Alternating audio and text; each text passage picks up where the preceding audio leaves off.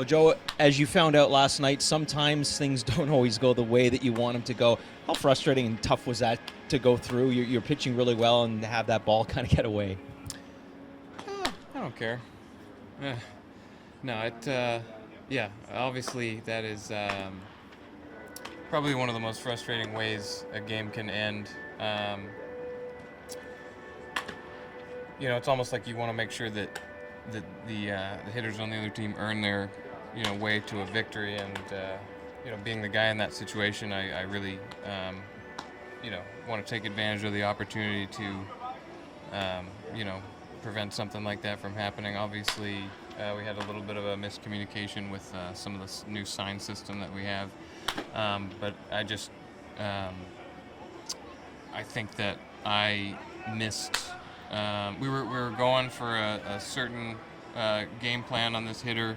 I was thinking probably one step ahead, and it was my fault. I just missed it, and but that's something that early in the season, as frustrating as that is, and as much as it is painful to have that happen in a regular season game where you're trying to secure a victory or an opportunity for a victory.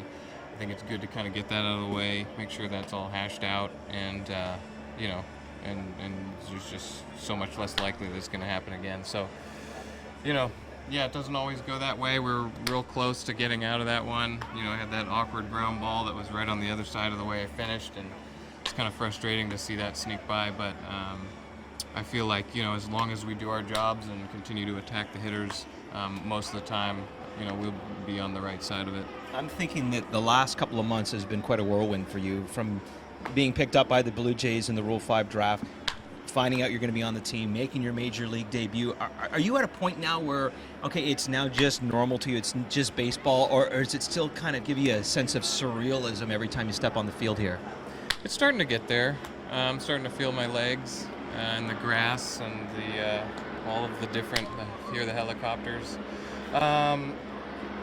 Which are all wonderful things, but I think honestly that environment last night, to get in the game, I felt prepared for it. I felt confident, but it's nice to kind of just get that, get in there in that situation, and just prove to yourself it's no big deal. Like you can handle it.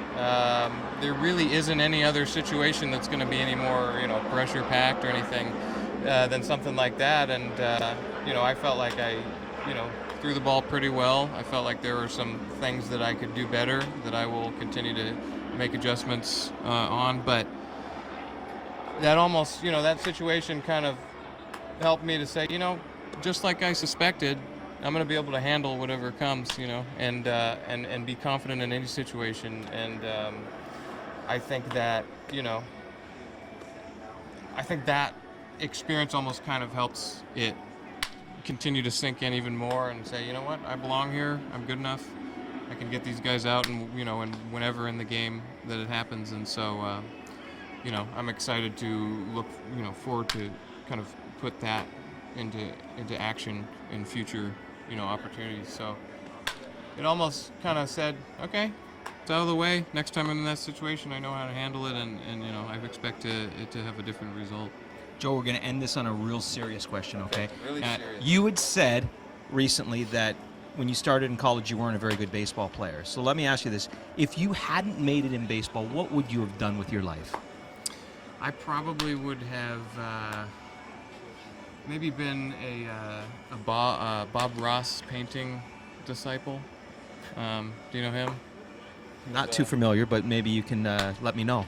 He's a wonderful painter. He was on PBS. I don't know what that's in America. He probably was in syndication in Canada as well, but he was a really soft-spoken painter who would have these like 30-minute episodes, and he would paint happy trees and little birds, and nothing was ever a mistake. It was a opportunity to make something different.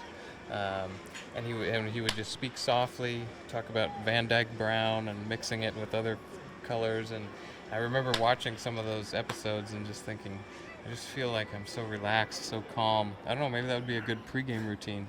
But I'm thinking that maybe I'd like to model my career after The Joy of Painting was the name of the show, and I think that if baseball wouldn't have worked out, I would have pushed myself towards the goal of becoming a disciple of his, I think.